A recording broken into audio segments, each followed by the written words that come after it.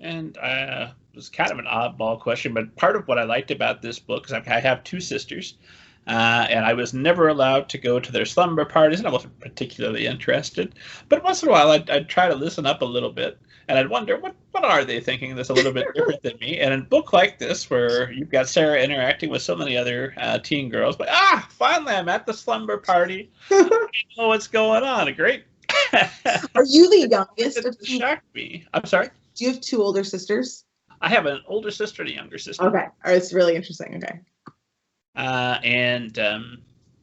So at some point, this is just a very tiny detail. This is not what the book is about, but Sarah notices that one character that she maybe kind of has a crush on, I think it's Benny, has developed armpit hair and not others. And I thought, was that a turn on?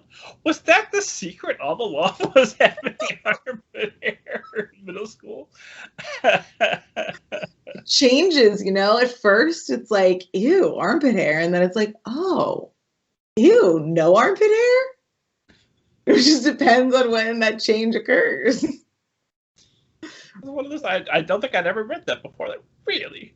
If nothing else, I mean, I have a unique middle school perspective. Uniquely authentic. I don't want to give away the ending, but I do want to kind of talk about it without spoiling. Okay. So I'll let you mostly talk about it. But a book like this, where I don't think it's a spoiler to say, well, we've said that Sarah is going to develop an eating disorder. And that is something that I'm going to back you up just for a second. I'm going to back you up just for a second because she doesn't develop an eating disorder. Okay. So she never is in a diagnosable state. And the reason I want to clarify that is because because there are great and amazing books about kids who develop eating disorders and are diagnosed and get treatment for an eating disorder. This is what about half of kids face, which is where you develop a complicated relationship with food that impacts your physical and mental health, but it's not in the DSM. So there's no technical term. There's no, I'm going to put this in quotes, technical problem. And I say that because we're talking about a problem that is so normal that it's hard to see as a problem. And obviously, I think, if you read enough fiction and you think about your mental health enough, you can see that very clearly Sarah's struggling and she has a problem. But there are, many adults and many kids who would say, well, that's just normal. That's what we all feel about our bodies. And that may be true, but just because it's common doesn't mean it's healthy. Gotcha. Yeah, so I just wanted to clarify that because there are such great resources and books about kids with eating disorders, which I can also send you some of those. My brain, they're like all flying out of my brain. Jen Petra-Roy has two great books. One's a workbook and one is a book of fiction, and they're fantastic. Good Enough and You Are Enough.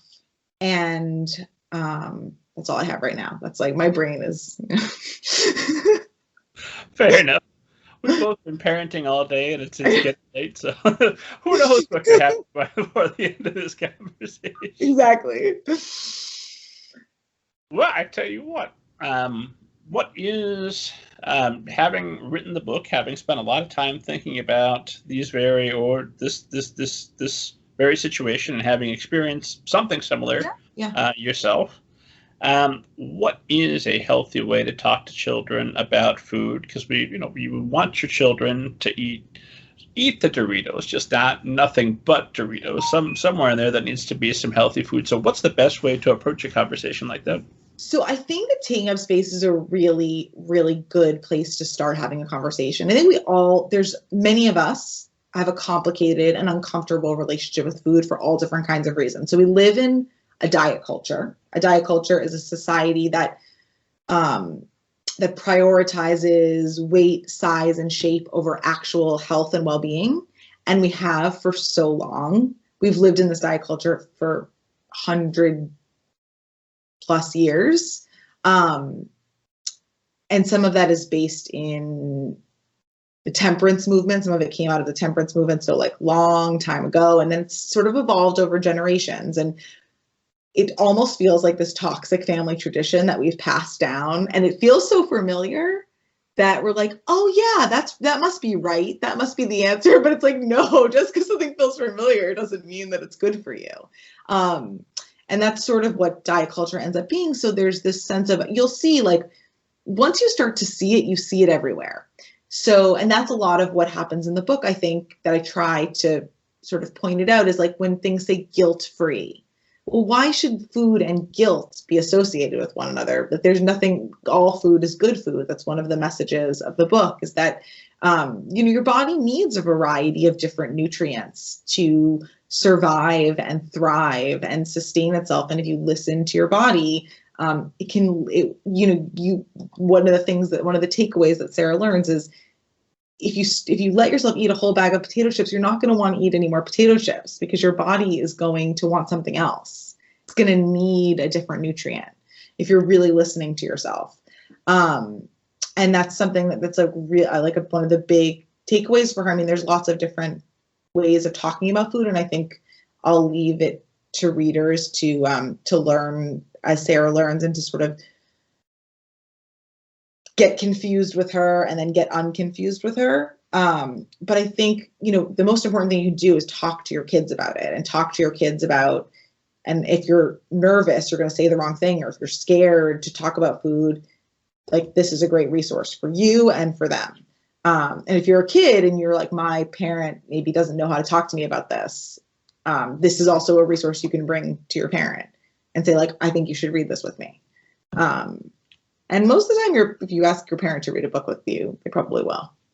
And I found that I've had a lot of mother-daughters, father-daughter, father-son, mother-son read the book sort of in tandem, or read the chapter by chapter together, and having dialogues. Even over the last week, I've heard from a lot of different sort of family structures where they were reading the book together and having really good conversations, good and important conversations, to call out diet culture, to say, like, how maybe we're doing this thing in our house and we can change the way we're doing it. We can change the way we're looking at it. It's like, it's never too late to be like, oh, we can actually be really healthy, like care about how we feel about ourselves and how we value ourselves, and how on the inside, not just on the outside.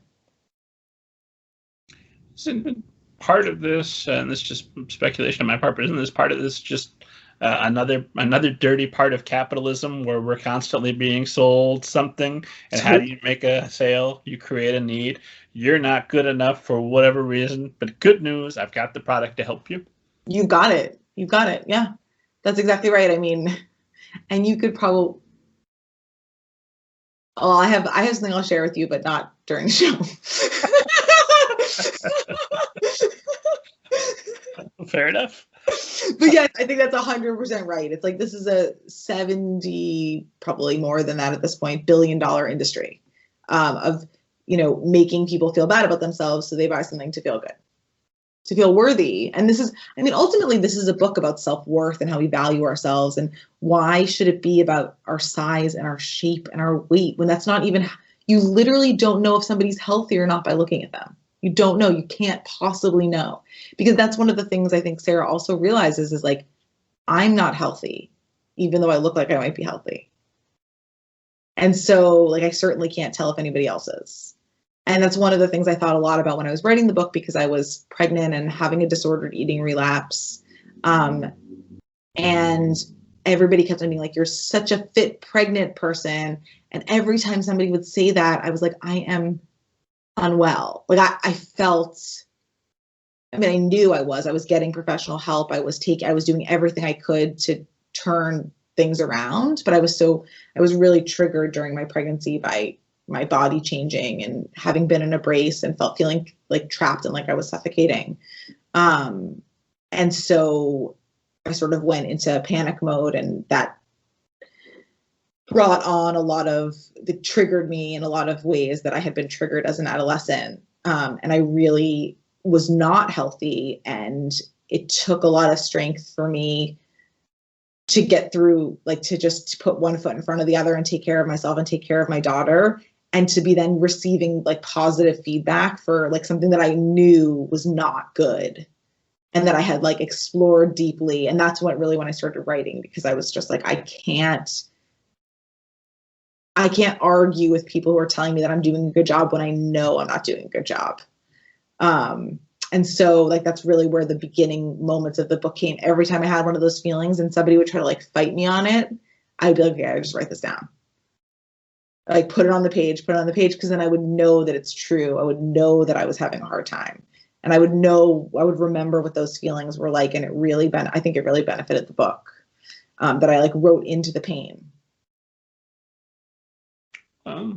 Since you're being forthcoming, don't share anything that you don't want to share. An esteemed audience knows that I'm not Barbara Walters. I'm never trying to make anybody cry. Totally. But when did your issues with food begin, and how long has this continued to be an issue for you? So I could probably track them back to before this. I mean, my issues are really based in a combination of hearing from age 7 that there was something wrong with my body that had to be fixed. And then at the same time, yeah, I mean, that's like when I started getting monitored for scoliosis. So that's when, a team of doctors came in to say there was something wrong with me. We had to keep watching her and like, I'm in my underwear and 15 men are standing there saying there's something wrong with my body. Like, I mean, exactly. Like people are like, why are you so worried about having to have your daughter monitored for scoliosis? And I'm like, sounds more pleasant to be abducted by aliens. Exactly. And so there's that piece of it. And then there's, and also, by the way, that's a perfect example of normalizing, because my mom had the same experience and my dad is an orthopedic surgeon. So like everybody in the room was like, this is normal because it had happened to my mom. So it's like, when we don't validate the feelings when parents have their feelings invalidated, it's really hard for them to validate it for their kids. Like it wasn't until I wrote Braced and my mom and I started talking about it that she was like, I didn't even know, because she had that same experience. And it's actually been really great for us in our relationship, because we've gotten a chance to really talk about it and heal. Both of us have had a chance to heal from that pain.